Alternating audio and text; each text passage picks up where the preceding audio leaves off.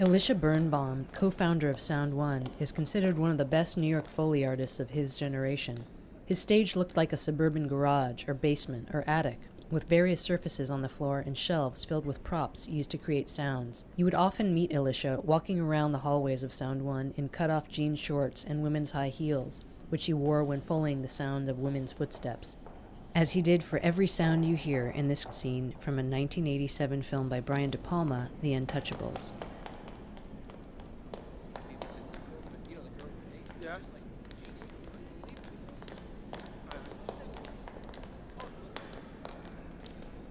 You know, this is a Jewish man that looks like a rabbi with gray hair.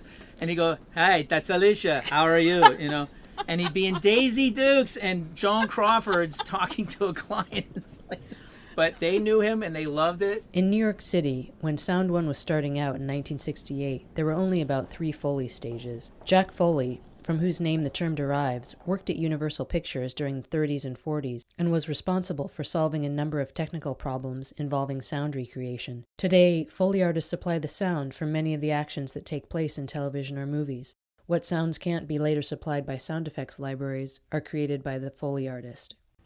The skill that's involved with it was stupefying to watch. You say, how can this guy... He would watch us. He'd never seen the scene before in his life. And he'd watch, 40-second, 60-second sequence. Okay, fine, let's go. And kick it out the first time. No problem. It was just astounding. Just a virtuoso. In this episode, staff and clients retell stories of working with Elisha and others at Sound One in recognizing the creative genius behind Elisha's work and the role of the Foley artist. This Frame by Frame podcast is one of a multi-part series on the era of New York Sound One. Frame by Frame is presented by Motion Picture Editors Guild and Post New York Alliance because it's how you finish that counts. Our website is postnewyork.org and we can be found on Twitter at @postny. The host for the Sound One series is Harbor Picture Company.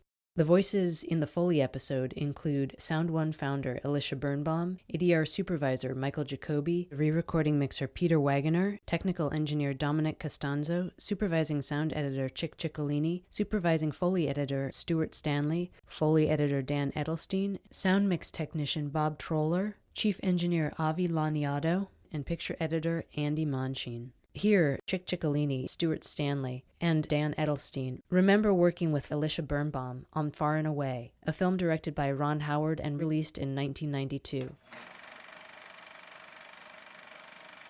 The Foley, of course, was a very important thing, especially for Elisha, because it was one of those type of movies that required a lot of extra sounds that were being produced in the stage. Him and Brian Vancho both worked very hard at putting things together. It was a very complex project with a lot of subtleties and a lot of layers of sound, which was really a lot of fun. I was the supervising Foley editor for Far and Away, and we brought in a pig's head to punch in Far and Away. That was, I have to say, I didn't think pigs' heads were as big as with a snout like this. I think Chick still has the picture of it. And we also, Elisha went upstate and bought a wooden wagon, a large wagon big enough to get in the Foley stage so we could Foley the wagons that were run out west. And we rolled that wagon around down the hills into puddles. We had the water pit. And the Foley was all analog. We were recording to Tascam D88s, but we were cutting mag. And cue sheets were written by pencil. When we finished Foleying the last reel with Land Rush, Elisha called Maurice Schell down to the Foley stage, and he was very proud of what he had done, what we all had done, and he played it back for Maurice. And George is mixing on the fly for Maurice, and when the reel finishes, it's silent in the room. And Elisha goes, "Maurice." So he goes, "That was Foley? All that was Foley?" And he goes, "Yes." And he goes, "Who did this?" And he says, "Brian, George, me, Stuart." And then he goes, "Okay." As I'm walking out of the room, Maurice goes, when this job's over, please see me. And I supervised like 5 or 6 Foley jobs for Maurice afterwards over that. I was a Foley editor on Far and Away. Oh, yes. And I don't know when that playback was, but when they finished the land race scene, they invited all of us who had worked on it to come into the studio. And we all just sat there And without John Williams' music, that was among the best reels of any movie I've ever seen. Without any dialogue, just the Foleys. It was absolutely incredible.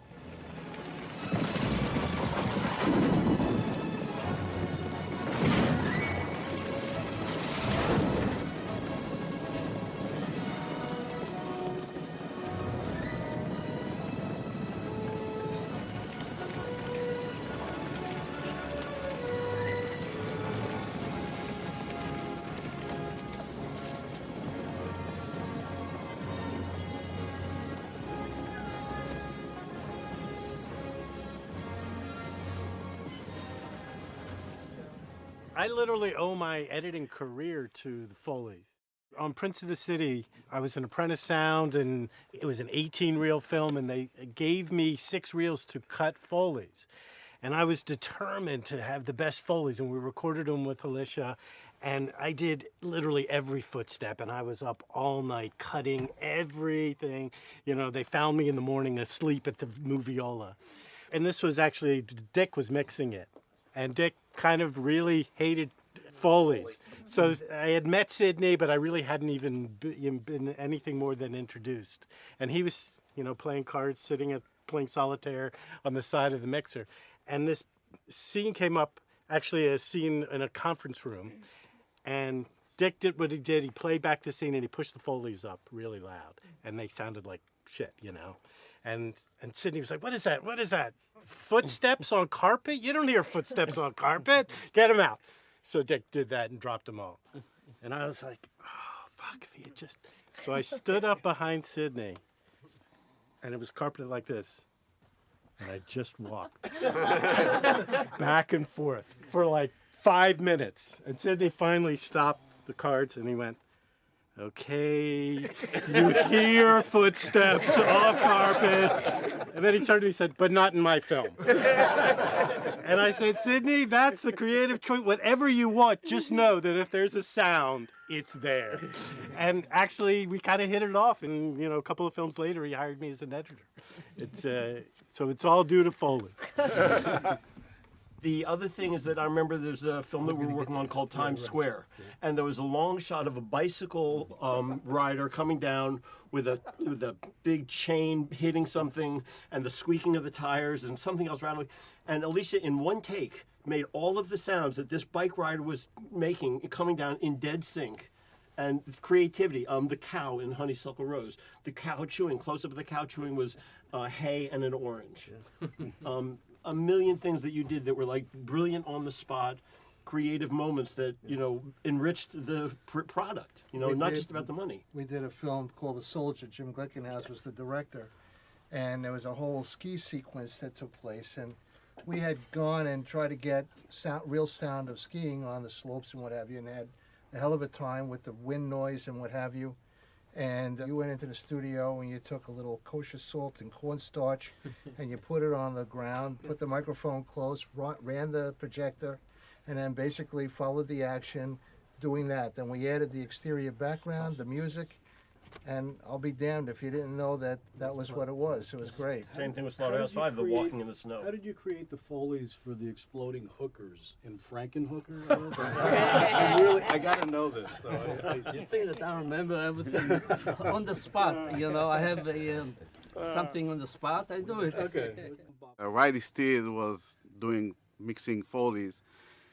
So they're recording Foleys and Riley's still on the board and they're mixing it and they hear banging. And Elisha says to Riley, go and see who is doing it.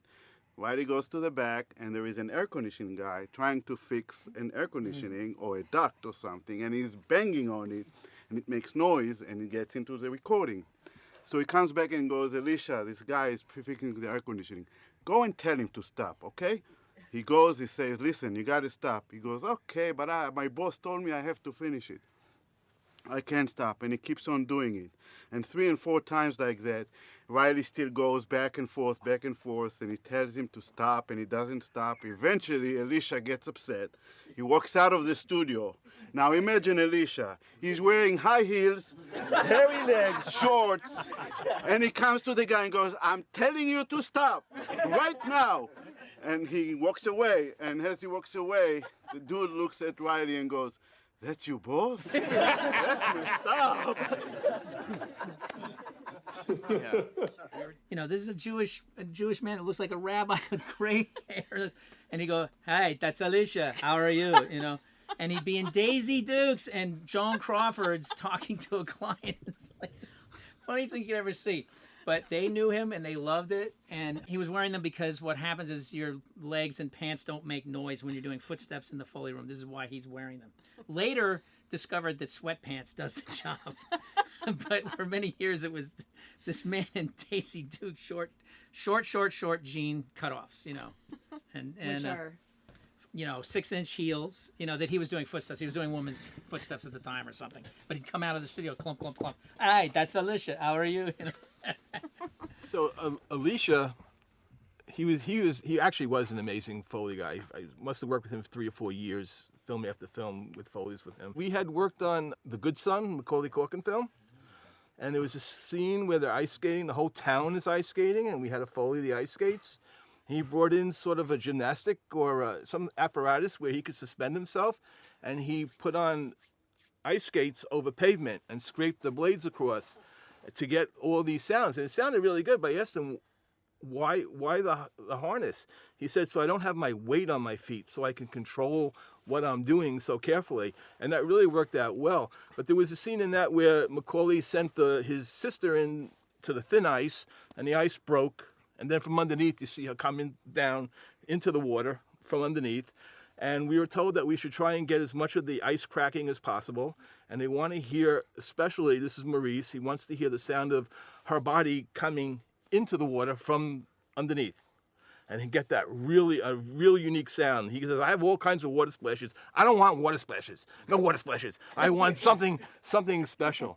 So we did the ice cracking, which was really taking plastic sheets and bending them till they started to crinkle, and before they snapped, you would hear them go.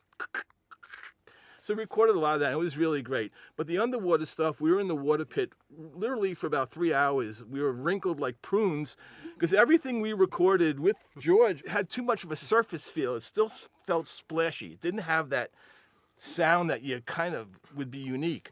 And we were recording, I think, 10 days we had to record that job.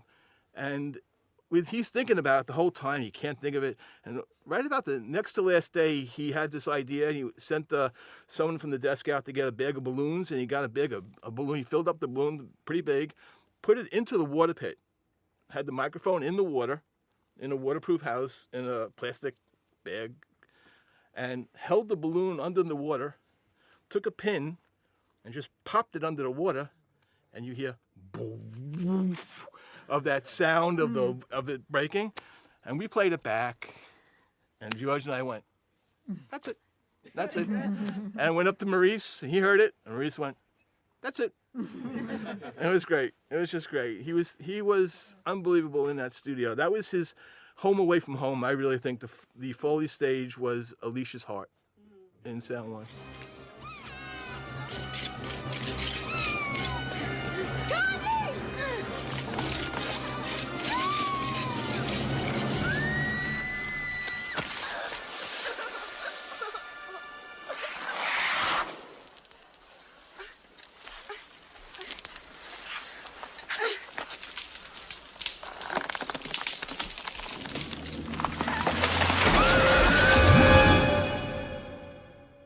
The Era of New York's Sound One podcast series is co-produced by Sherry Johansson and Isabel Siderni. The recording engineers were Peter Wagoner, Bobby Johansson, and Mike Rivera.